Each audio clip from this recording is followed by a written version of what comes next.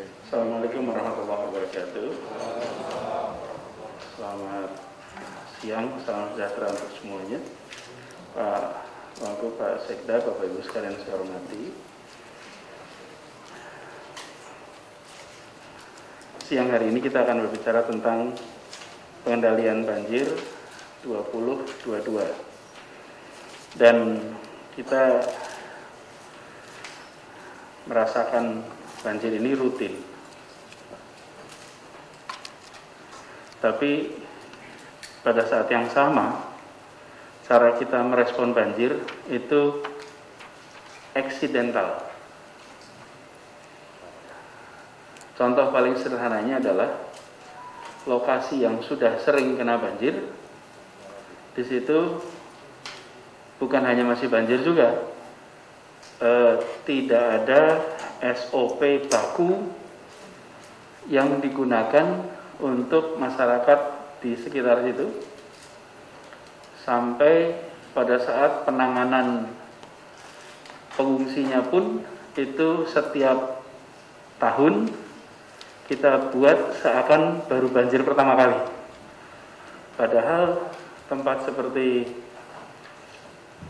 misalnya Kalibata atau di Bukit Duri atau di kawasan-kawasan yang memang rutin, itu sesungguhnya kita bisa punya SOP yang lebih baku. Kira-kiranya gini, selama air dari hulu belum dikendalikan dan sodetan juga belum selesai, maka potensi banjir itu akan selalu ada. Nah, jadi kita harus bereskan ini sampai pada urusan pengendalian di dampak banjirnya. Tapi khusus pada siang hari ini, kenapa kita merasa perlu penting untuk membicarakan mengenai pengendalian banjir? Karena kita mendapatkan akses pendanaan yang sangat besar untuk diselesaikan dalam waktu yang sangat singkat. Kalau tidak ada perencanaan yang baik, nanti anggaran yang turun dari SMI ini belum tentu bisa terserap dengan optimal. Apalagi kita siapkan untuk tahun ini dan tahun depan. Jadi saya berharap pada pertemuan hari ini kita bisa menyusun perencanaannya supaya saat nanti pencairan itu terjadi, kita sudah siap untuk ngebut. Nah, itu kira-kira arahnya sekalian. Kita akan bahas, nanti saya minta tolong Pak Sekda untuk pimpin diskusinya, Pak. Silakan Pak Sekda.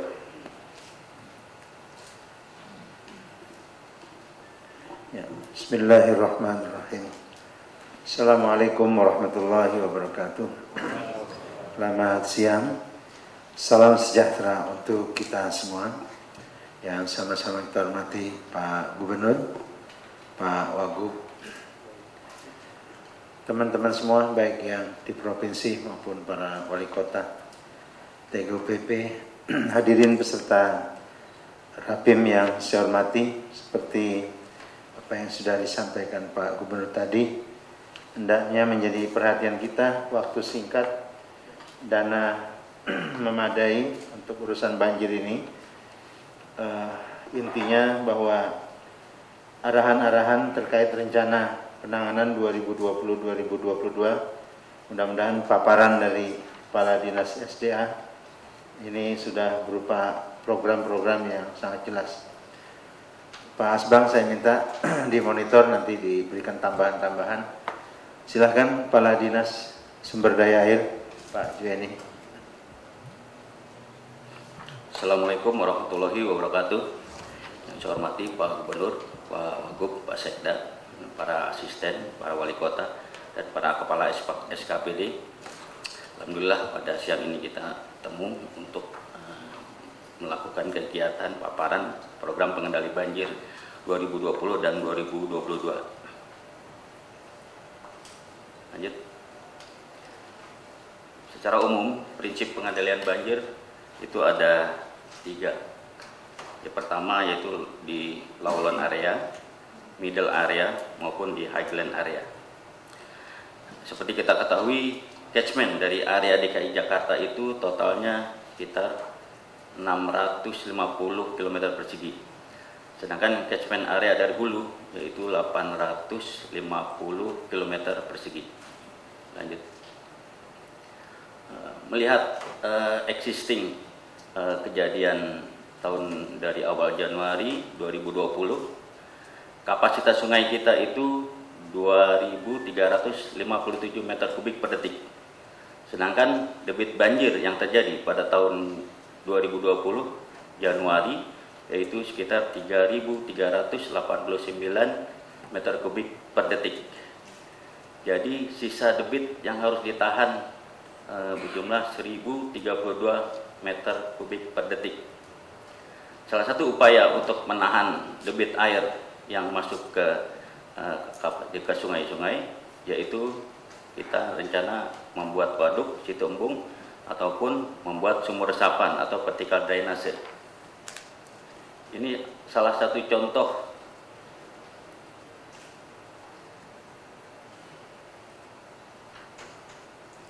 di sini kita terlihat di bagan ini seperti yang kita lihat di sini Sungai Ciliwung itu debit berdasarkan perencanaan yaitu sekitar 570 meter kubik per detik. Sedangkan di awal Januari kemarin air yang masuk itu jumlahnya sekitar 749 kubik per detik. Sehingga ada beberapa wilayah sungai kondisinya air jadi meluap karena sudah tidak menampung daripada kapasitas sungai itu sendiri. Kemudian lanjut. Sedangkan isu infrastruktur pengendali banjir di DKI Jakarta saat ini pertama ialah folder pengendali banjir, kemudian umur daripada pompa-pompa pengendali banjir, nomor 3 pembangunan waduk pengendali banjir, dan keempat peningkatan kapasitas kali, sungai dan saluran, dan kelima pembangunan tanggul pengaman pantai, dan keenam flood management information system yaitu alat pengukur debit, alat pengukur curah hujan, dan CCTV. Lanjut. Untuk saat ini polder pengendali banjir yang kita butuhkan, rencana pembangunan polder ada 47 polder. Sedangkan yang sudah terbangun ada 31 polder. Sedangkan polder yang memerlukan peningkatan kapasitas pompa itu ada 10 polder. Dan yang belum terbangun ada 6 polder. Di sini keterangan untuk yang hijau ini adalah yang belum ada 30 yang belum terbangun. Kemudian lanjut. Hijau tidak terbangun, jadi kelihatan di sini. Kemudian yang pink, warna pink itu yang belum terbangun. Lanjut.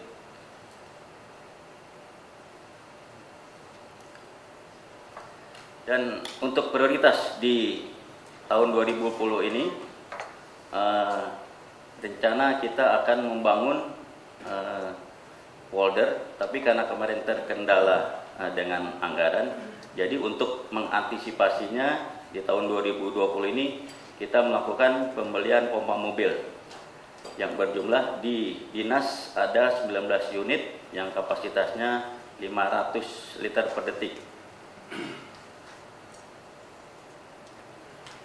Lanjut. Kemudian untuk mengantisipasi kegiatan-kegiatan polder yang belum bisa kita selesaikan, kita harus merevitalisasi pompa, yaitu dengan melakukan servis. Seperti yang kita ketahui ada pompa yang dari aset pemerintah pusat ada 30 lokasi dan tersebar untuk tahun 2020 untuk pompa aset pemerintah pusat ada 30 lokasi yang berjumlah 102 unit. Sedangkan umurnya sebelum dari tahun 2010 itu ada 11 lokasi, ada 56 unit, dan yang dibuat di atas tahun 2010 itu ada 19 lokasi yang berjumlah 46 unit. Sedangkan pompa yang dari aset DKI itu berjumlah 148 lokasi, berjumlah 382 unit. Yang dibangun sebelum tahun 2010 ada 61 lokasi, 172 unit, dan yang dibangun setelah 87 lokasi ada 210 unit. Untuk 1 tahun, seandainya diperlukan penggantian pompa 30 unit, kayaknya tidak mungkin. Karena dengan anggaran yang mungkin terbatas, baru bisa kita selesaikan penggantian pompa itu dari 2021 sampai dengan 2030. Sehingga kita perlu merevitalisasi pompa, yaitu dengan servis daripada ATPM. Lanjut. Kemudian untuk penggunaan waduk sendiri, dari luas DKI Jakarta yang catchment area 66.000 hektar, kita butuh ruang terbuka biru yaitu 5% yang berjumlah 3.307,6 hektar. Sedangkan untuk waduk dan potensi waduk sampai 2020 yang sudah kita bebaskan dan sudah kita bangun seluas 55,007 hektar. Dan yang sudah dibebaskan tapi belum dibangun seluas 16.034 hektar. Jadi kekurangan 2.888.409 hektar. Ini harus kita siapkan karena nanti sesuai dengan rencana tata ruang kota, yaitu untuk menahan dari sisa kebutuhan air yang lebih dari kiriman hulu itu sejumlah 1.032 meter kubik per detik. Lanjut. Dengan untuk prioritas di tahun 2020 sampai dengan 2022, yaitu yang kita akan bangun yaitu di Pondok Rangon yang luas rencana lebih kurang 17.000 hektar, lahan yang sudah bebas 11.000 hektar, dan fungsinya daripada waduk Pondok Rangon itu ialah untuk memotong debit banjir 20% daripada aliran Kali Sunter. Kemudian nomor 2 waduk Brigip, jadi luas rencana 10 hektar, lahan yang sudah kita bebaskan 8 hektar, dan fungsinya untuk memotong debit banjir 20% dari aliran Kali Kurukut. Kemudian yang ketiga waduk Lebak Bulus dari luas rencana 3,8 hektar, lahan yang bebas 1 hektar, fungsinya yaitu untuk memotong debit banjir aliran Kali Glogor. Rencana timeline kita untuk pembebasannya di tahun 2020 ini, kemudian untuk fisiknya di awal Januari tahun 2021, dan kita insya Allah finishing Maret 2022. Lanjut. Sedangkan untuk kegiatan peningkatan kapasitas sungai dan drainase yang merupakan kewenangan dari kementerian, yaitu ada 13 sungai. Kementerian PUPR volume pengerukan dari 13 sungai itu berjumlah 11.693.900 meter kubik. Ini akan dilaksanakan oleh Kementerian PUPR dan Dinas Sumber Daya Air. Saat ini sejak bulan April kita telah melaksanakan pengurukan di beberapa tempat, mulai dari waduk, sungai, dan saluran-saluran mikro. Dan rencana di tahun 2020 ini kita juga akan melakukan aksi, yaitu dengan melakukan pembuatan Satgas Penanggulangan Banjir, yaitu rencana kita program Gerbek Lumpur, yang intinya nanti mungkin dari mulai saluran-saluran tingkat wilayah, tingkat kecamatan, tingkat wali kota maupun tingkat dinas, kita akan melakukan upaya pembersihan lumpur secara masif seluruh di wilayah. Sedangkan untuk prioritas dari pembebasan lahan untuk tahun ini sampai 2022 yaitu pembebasan di Kali Ciliwung, di Kali Pesanggerahan, di Kali Angke, Kali Sunter, dan Kali Jati Kramat. Lanjut. Dan ini adalah lokasi-lokasi yang sudah kita selesaikan pengerukannya sampai dengan bulan Juli 2020. Ini tersebar di 5 wilayah, termasuk waduk-waduk yang saat ini masih tetap kita lakukan pengerukan. Lanjut. Dan untuk tahun 2020 ini rencana kita akan melanjutkan pembebasan waduk atau situ embung yang selama ini sudah kita bebaskan. Tinggal ada beberapa bidang yang belum, yaitu untuk akses masuk. Salah satunya ada 5 wilayah di sini: Waduk Kampung Rambutan, Waduk Cimanggis, Pondok Rangon, Brigip, dan Waduk Lebak Bulus. Dan total anggaran yang kita siapkan di tahun 2020 ini sekitar 229 miliar. Sedangkan untuk pembebasan kali-kali, melanjutkan dari yang belum kita bebaskan, yaitu ada 5 kali yang utama yang akan kita bebaskan, yaitu Kali Ciliwung, Kali Sunter, Kali Pesanggerahan, Kali Angke, dan Kali Jati Keramat. Totalnya ada 552 miliar. Jadi untuk total pengadaan lahan di tahun 2020 ini 781 miliar. Lanjut. Ini adalah nanti yang bersinggungan dengan kegiatan MRT, yaitu sistem aliran Kali Ciliwung Lama. Mungkin lanjut ya. Dan kemudian lanjut program kita yang selanjutnya, yaitu Tanggul Pengaman Pantai atau NCICD-A. Panjang dari trase yang akan keseluruhan yang harus dibangun tanggul yaitu berjumlah 46 km. Kemudian yang sudah terbangun itu 12.664 km, dan yang belum terbangun 33 km. Ini udah ada pembagian tugas antara kementerian dan Pemprov DKI. Untuk kementerian yaitu mereka akan membangun 11,080 km. Sedangkan untuk tugas dari Pemprov DKI sendiri 22,468 km. Ini di DKI sendiri kita rencana akan membuat lokasinya di Kamal Muara, Muara Angke, Sunda Kelapa, di Tanjung Priok, dan Kali Belencong. Sedangkan untuk Sunda Kelapa kita mohon rencana nanti mungkin dengan KPBU. Lanjut. Dan untuk program pengendalian banjir selanjutnya yaitu pembangunan vertikal drainase. Selama ini yang sudah kita kerjakan ada beberapa titik seperti di Petra, gedung Pemda, sekolah, kantor kelurahan, masjid di lingkungan pemerintahan, dan taman kota. Dan juga dari satgas-satgas di beberapa wilayah yang telah melakukan pembuatan sumur resapan sendiri. Tapi selama ini kita buat masih berada di aset-aset yang menjadi milik Pemprov DKI, belum tersebar di seluruhnya. Kemudian untuk mempercepat pelaksanaan vertical drain ini, kita ada 3 tahapan yang akan kita laksanakan. Pertama, mungkin nanti minta dukungan dari BPBJ untuk menambah vendor katalog untuk sumur resapan. Dan yang sudah kita laksanakan saat ini yaitu dilakukan secara swakelola oleh Dinas Sumber Daya Air dan Sudin-Sudin.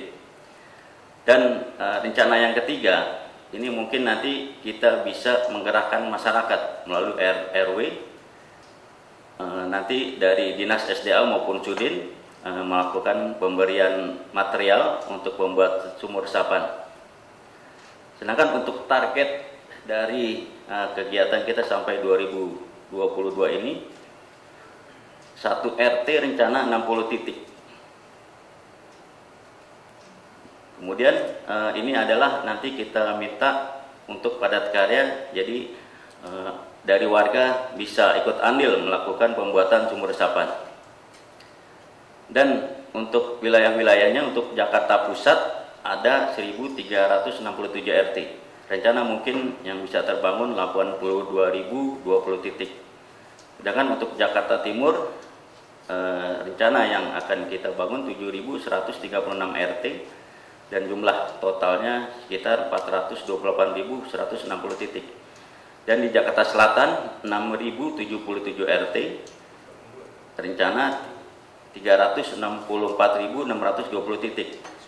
dan di Jakarta Barat berjumlah 5.199 RT, dan insya Allah mungkin bisa terbangun 311.940 titik. Untuk utara kita nggak bisa bangun karena emang kondisinya air dangkal, jadi ketika 1 meter aja itu air udah timbul, jadi kita nggak bisa bikin sumur resapan di lokasi Jakarta Utara.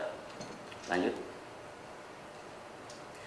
Dan salah satu pengendali banjir juga untuk membackup kita, rencana kita akan membuat flood supporting information system. Untuk tahun 2020 ini kita akan membeli alat ukur curah hujan untuk tahun 2020 berjumlah 10 lokasi, dan di tahun 2021 35 lokasi. Kemudian kita juga akan membeli alat pengukur debit, yaitu dari 13 aliran sungai, dan CCTV ada penambahan di tahun 2020 ini kita rencana akan membeli untuk 20 lokasi, dan di tahun 2021 di 40 lokasi. Lanjut. Ini adalah sistem pembaruan yang selama ini untuk memonitor tinggi muka air dan pompa melalui web pantau banjir. Selama ini dari pertama operator pompa dan pintu air melakukan operasinya, melaporkan melalui radio, kemudian lanjut melaporkan operasional itu melalui handphone, dan kemudian diinput data di operasional pompa di web pantau banjir. Jadi sekarang dari lokasi yang ada kita bisa melihat ketinggian muka air, ketinggian pompa yang rusak melalui website pantau banjir yang kerjasama dengan Kominfo. Lanjut. Dan ini adalah aplikasi website portal data kalau kita ingin melihat kondisi pompa di Dinas Sumber Daya Air, yang itu yang berada di portal data SDA Jakarta.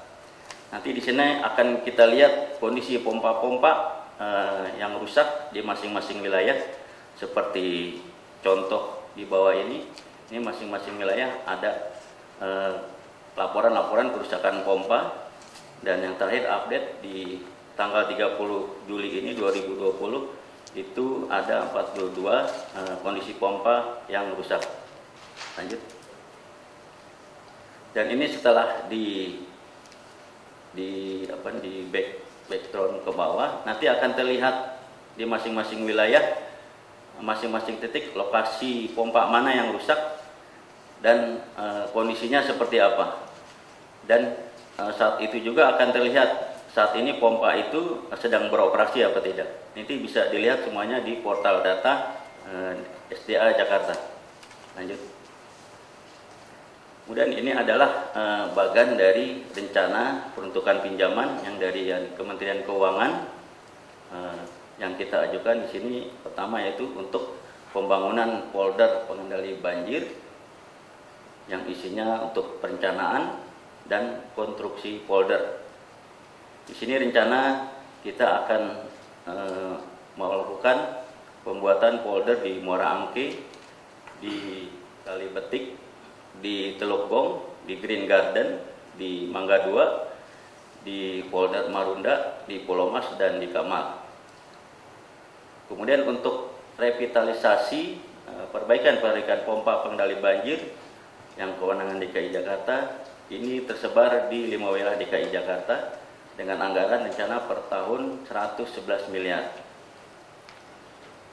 Kemudian untuk waduk sendiri, pembangunan waduk pengendali banjir, saat ini di tahun 2020 kita mengajukan anggaran untuk pengadaan lahan berjumlah 229 miliar, dan di tahun 2021 yaitu 136 miliar. Ini lokasi-lokasi yang akan kita lanjutkan pembahasannya, yaitu ada di Waduk Brigip, Waduk Pondok Rangon, Waduk Lebak Bulus, Waduk Cimanggis, Waduk Rambutan, dan Waduk Sunter Selatan. Kemudian untuk peningkatan kapasitas sungai dan drainase yang kali-kali yang kewenangan pemerintah pusat, untuk pengadaan lahannya di tahun 2020 ini kita mengajukan anggaran 552 miliar. Sedangkan di 2021 111,3 miliar. Dan di 2022 404 miliar. Dan lokasi yang akan kita lanjutkan pembebasannya yaitu di Kali Angke, Kali Pesanggerahan, Kali Sunter, Kali Ciliwung, dan Kali Jati Keramat. Kemudian untuk pembangunan tanggul pengaman pantai NCICD untuk tahun ini kita masih perencanaan dan fisiknya rencana kita akan kerjakan di tahun 2021 dengan jumlah anggaran 50 miliar. Kemudian nomor 7 yaitu Flood Supporting Information System, yaitu di tahun 2020 ini kita mengajukan anggaran 1,6 miliar dan di 2021 4,45 miliar sekian. Itu tujuannya untuk membeli alat pengukur debit, alat ukur curah hujan, dan CCTV. Jadi jumlah total keseluruhan yang diajukan untuk pengendalian banjir dari 2020 sampai 2022 berjumlah total 5,2 triliun sekian. Lanjut.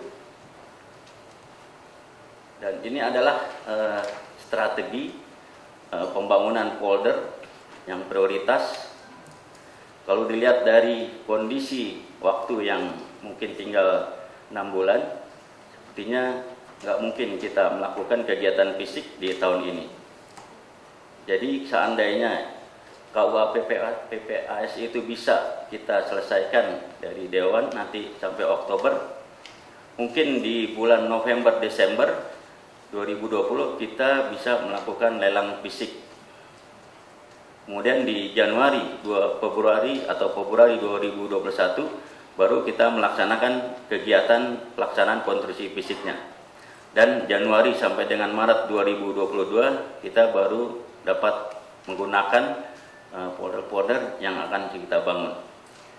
Kemudian seandainya ini emang belum bisa kita laksanakan di tahun 2020 ini, kita membackup yaitu dengan pengadaan pompa mobil yang dinas rencana akan membeli 8 unit dengan kapasitas 500 liter per detik. Kemudian di Sudin Timur ada 8 unit yaitu kapasitas 500 liter per detik dan 12 unit kapasitas 300 liter per detik. Kemudian di Sudin Utara ada 3 unit kapasitas 500 liter per detik dan 1 unit kapasitas 300 liter per detik. Jadi total di tahun 2020 ini kita melakukan pembelian pompa sebanyak 19 unit yang kapasitasnya 500 liter per detik dan 13 unit kapasitas 300 liter per detik. Jadi total yang bisa kita handle nanti jumlahnya 13,4 meter kubik per detik. Lanjut. Kemudian untuk skenario kedua, seandainya di bulan Agustus ini kita bisa melakukan lelang, maka perlunya ada kebijakan atau regulasi terkait surat keputusan yang menyatakan pekerjaan dilakukan untuk multi years di APBDP mengingat waktu yang terbatas. Itu rencana kita akan gunakan untuk pembuatan polder Kelapa Gading, polder Muara Angke, dan polder Telukung. Kendala-kendala dalam pelaksanaan ini mungkin untuk menggunakan DPA 2020 waktunya sangat terbatas karena konstruksi untuk pembuatan satu polder sendiri itu schedule berkisar antara 12 sampai 15 bulan. Kemudian adanya aturan dari Permendagri tentang multi-year yang dibahas mungkin di dalam KUA PPS dan saat ini belum ada aturan pembahasan multi-year di situ dibahas di APBDP. Maka kita mohon dukungan untuk didorong ke Kementerian Dalam Negeri agar dapat dilaksanakan pembahasan multi-years ini di APBDP perubahan. Lanjut. Dan kemudian untuk pelaksanaan ke semua itu tentang pengendalian banjir, mungkin pertama kita perlu dukungan dari BPBJ, yaitu pertama untuk pengadaan proses barang dan jasa tanpa mempertanyakan ketersediaan anggaran yang ada. Sehingga saat anggaran telah tersedia, penandatangan kontrak dapat kita laksanakan. Kemudian dapat memproses lelang kegiatan pembangunan sebelum APBDP sebagai persiapan jika skenario 2 dapat terlaksana. Kemudian jika skenario 1 dapat dilaksanakan, agar BPBJ dapat memproses lelang kegiatan fisik agar di bulan Januari dapat kita melakukan kegiatan pekerjaan konstruksinya. Dan juga kita minta dukungan untuk proses pengadaan e-katalog untuk pompa dan sumur resapan. Kemudian untuk Biro Hukum kita minta dukungan untuk proses penyederhanaan Pergub Multi-Years dikarenakan semua pekerjaan saat ini berjalan paralel. Jadi bahwa dokumen perencanaan AMDAL harus siap baru dapat diajukan untuk multi-year. Dan untuk Bapeda dan BPKD kita mohon bantuan dan dukungan untuk proses negosiasi dengan Kemendagri untuk percepatan multi-year agar dapat dilakukan APBDP perubahan. Lanjut.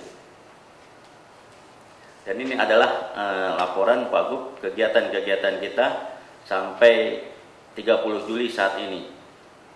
Kita telah melakukan kegiatan pengurukan, salah satu contohnya ialah di sini di Waduk Situ Babakan, di Waduk Rio-Rio, di Embung Gor Cendrawasih, di Mangga Bolong, di Waduk Taman Dadap Merah, dan pengurukan Waduk Setiabudi Barat. Tujuan daripada pengurukan waduk-waduk ini adalah untuk menambah kapasitas tampungan waduk di Pemprov DKI Jakarta. Lanjut. Sedangkan ini adalah kegiatan pemeliharaan sungai ataupun kali yang saat ini masih kita terus lakukan, yaitu salah satu sini ada beberapa lokasi di 5 wilayah, pertama di Kali BGR, di Kali Cideng, di Kali Gendong, ada di Kali Kerukut, di Kali Mampang, dan di pengurukan anak Kali Ciliwung. Ini tujuannya pun sama, yaitu untuk menambah kapasitas daripada tampungan kali dan sungai. Lanjut. Mungkin itu yang bisa saya sampaikan Pak Gubernur. Untuk selanjutnya mohon arahan dan petunjuk untuk melaksanakan kegiatan kita dalam pengendalian banjir di DKI Jakarta. Terima kasih. Wassalamualaikum warahmatullahi wabarakatuh. Terima kasih Pak Kadis. Selanjutnya saya persilakan Pak Kepala BPBD. Ini paparannya tebal sekali Pak ya. Saya rasa disingkat-singkat aja nih Bapak, karena teknisnya kan udah ada di sini tadi. Silakan Pak. Terima kasih Bapak Sekda. Bismillahirrahmanirrahim. Assalamualaikum warahmatullahi wabarakatuh. Mohon izin Bapak Gubernur, Bapak Wagub, Bapak Asisten dan Ibu Asisten, para wali kota, kepala dinas, hadirin sekalian yang kami hormati. Sebagaimana hari ini kita paparan melanjutkan untuk antisipasi banjir di wilayah DKI Jakarta. Lanjut. Kita tahu bahwa pada tahun 2020 di bulan Januari apa yang terjadi adalah bagaimana gambaran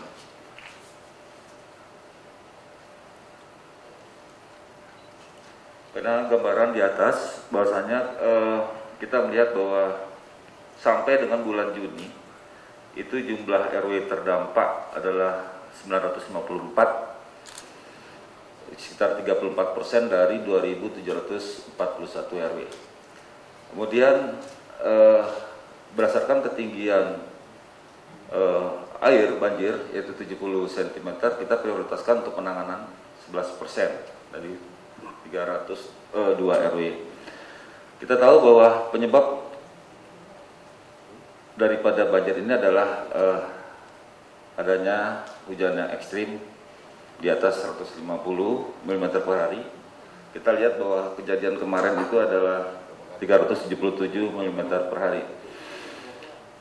Banjir yang disebabkan juga di Jakarta ini disebabkan adanya rob, seperti kemarin kami bersama Pak Sekda, Pak Wagub berada di pesisir kota Jakarta Utara, di mana terjadi selama 4 hari di sana terjadi air pasang. Next. Kita lihat bahwa persentase wilayah terdampak RW dari Januari sampai Maret, nanti dari April lanjut sampai Juni sebagai berikut. Kita lihat bahwa dengan curah hujan 377 mm per hari, ya, terdampak 654 RW ini di bulan Januari. Kemudian di bulan Februari 581, kemudian di bulan Maret adalah 104 RW. Kalau berdasarkan pembagian wilayah dari Jakarta Pusat adalah 31 RW, pengungsinya adalah 3.000 sekian, kemudian ada 60 RW. Di bulan Februari, pengungsi di bulan Februari ada 2.293 jiwa, kemudian di bulan Maret RW-nya tidak ada di Jakarta Pusat, kemudian Jakarta Utara demikian, dan Jakarta Timur demikian. Selanjutnya, next. Kita lihat dari April sampai Juni, gambaran seperti ini, bahwasanya terlihat di bulan Juni adanya 46 RW atau 1,68%. Ini karena tinggi permukaan air di pasar ikan, sebagaimana siaga 1, dengan kondisi kita lihat di Jakarta Utara ada 15 RW yang terdampak pada bulan Juni, walaupun tidak ada hujan, tapi akibat dari rob dan cuaca yang ada sehingga adanya RW yang banjir. Kemudian kita lihat Pulau Seribu juga ada 21 RW, tapi tidak ada pengungsi. Jakarta Barat ada 10 RW, tidak ada pengungsi kecuali hanya Jakarta Utara. Next. Bapak Ibu yang kami hormati, Pak Wagub dan Pak Sekda, Bapak Ibu sekalian, kita lihat bahwa perkiraan hujan bulan Agustus sampai Januari 2021, ini data dari BMKG kami peroleh. Di sini kami menggambarkan bahwa kita lihat Agustus ini kami kasih tanda warna kuning. Justru di bulan Agustus ini memasuki musim kemarau.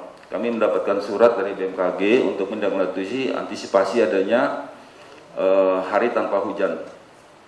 Ini yang kami lagi persiapkan, mohon izin Bapak kami laporkan. Kemudian di September ini terlihat juga warna kuning. Jadi ini adalah lingkaran yang kami maksudkan adalah musim kering. Sementara di sini di dalam secara rinci memang tidak disebutkan Jakarta, tetapi ini adalah Pulau Jawa. Nah, kita lihat bulan November. Bulan November ini sudah memasuki musim hujan, Pak. Jadi dengan lingkaran merah ini adalah musim hujan. Terlihat hijau di sini, kalau di sini terlihat merah tapi kering dimaksudkan. Kemudian bulan Desember demikian. Mungkin disinilah antisipasi kita dalam antisipasi banjir hingga bulan Januari 2020. Diprediksi hujan berada di kategori menengah sampai tinggi. Ini berdasarkan data dari BMKG bulan Agustus 2020. Next. Kesiapsiagaan menghadapi musim hujan 2020-2021. Kita melakukan penjagaan sarana prasarana penanganan banjir, rencana apel kesiapsiagaan simulasi penanggulangan banjir di bulan November nanti, peningkatan kapasitas bagi masyarakat dalam rangka penanggulangan banjir, pelibatan stakeholder pentahelik dengan pendekatan kolaborasi dengan dalam penanggulangan banjir. Dan 5 adalah penanganan pengungsi di masa pandemi COVID dengan menggunakan protokol kesehatan. Kita tidak tahu bahwa COVID ini akan berakhir kapan, sehingga bisa jadi di bulan November, Desember, dan Januari ini COVID masih ada, sehingga kita juga harus tetap berkoordinasi terutama dengan jajaran Dinas Kesehatan dan Puskesmas untuk melakukan protokol kesehatan apabila ada pengungsian. Next. Penyagaan atau persiapan sarana prasarana penanganan banjir, kami lihat kondisi logistik yang buffer stok yang ada pada kita sampai saat ini demikian, Pak Gubernur. Next. Peralatan penanggulangan banjir. Jadi BPBD hingga saat ini memiliki sangat terbatas sarana dan sarana untuk penanggulangan banjir atau pelayanan untuk masyarakat. Peralatan penanggulangan banjir kita lihat ada mobil rescue 1 unit, mobil personal ada 3 unit, mobil komando, perahu karet ada 20, pelampung 60, tenda komando, tenda peleton, tenda keluarga dan sebagainya. Genset ada 11 unit. Next. Nah, ini sumber daya pendukung bencana. Berdasarkan tahun 2020, ini data yang kami peroleh, Pak, supaya nanti kami akan menyiapkan ini, melakukan koordinasi terutama dengan SKPD terkait. Next. Dalam rangka penyiapan atau kesiapsiagaan menghadapi banjir, kita punya Jakarta Siaga 112, di mana kita memiliki 24 DWS kita di 14 kelurahan. Dan sejarahnya demikian, tahun 2014 merupakan hibah adanya di Ulu Jami, Petogokan, kemudian Jakarta Barat, Rawabuaya. Nah, Rawabuaya ini rusak akibat di bulan Januari itu kerendam, sehingga kami sudah melaporkan kepada inspektorat, bahkan ombudsman, dan ini akan sesuai dengan rekomendasi dari inspektorat, seyogyanya akan dilakukan penghapusan. Kemudian Jakarta Timur demikian, Jakarta Barat seperti ini, Kapuk, Kembangan Utara, Jakarta Selatan, Cipulir, Pangadegan, Cilandak Timur. Nah, ini posisinya ada di lokasi kelurahan tersebut, Pak. Kita tahu bahwa di masa pandemi ini juga, mohon izin kami laporkan bahwa fungsi daripada 23 alat DWS ini juga kita gunakan untuk sosialisasi 3M. Setiap hari itu 4 kali, yaitu pagi, siang, sore, dan malam, agar masyarakat kita patuh disiplin terhadap penggunaan masker atau disiplin terhadap protokol kesehatan. Next. Juga kita ini di Jakarta 112, Siaga 112 juga ada SMS Blast, ini juga gratis, Pak. Kita udah kolaborasi dengan Kominfo, kemudian telekomunikasi, masyarakat di wilayah bencana. Jadi ini akan secara otomatis apabila ada peringatan dini, SMS Blast ini akan terlaksana. Lanjut.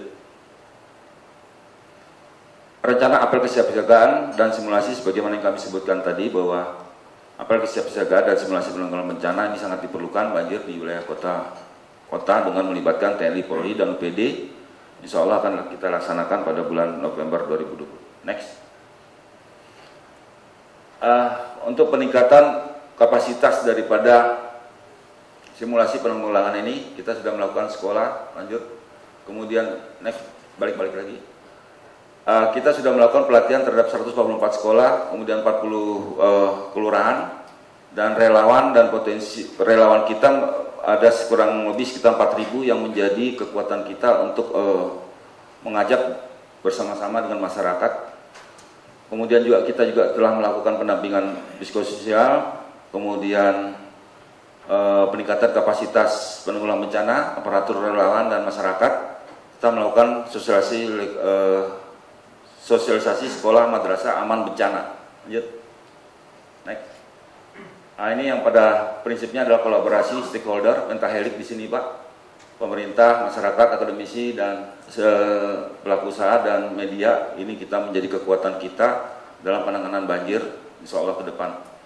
Kemudian juga dengan pemerintah pusat, BNPB, BMKG, Basarnas, kami juga sudah melakukan koordinasi dengan Basarnas untuk bersama-sama melakukan pelatihan terhadap masyarakat maupun kekuatan kita. Next. Ya, ini yang 2020. Next. Kita berharap penanganan pengungsi di masa pandemi, andai kata nanti terjadi di bulan November, Desember, kita tetap melakukan protokol kesehatan. Dan insya Allah gor-gor yang tadinya digunakan untuk bilik isolasi ini bisa kita gunakan untuk pengungsi. Next. Nah, ini rencana inovasi kami, penanganan bencana berbasis area terdekat dengan NGO dan relawan. Ini artinya bahwa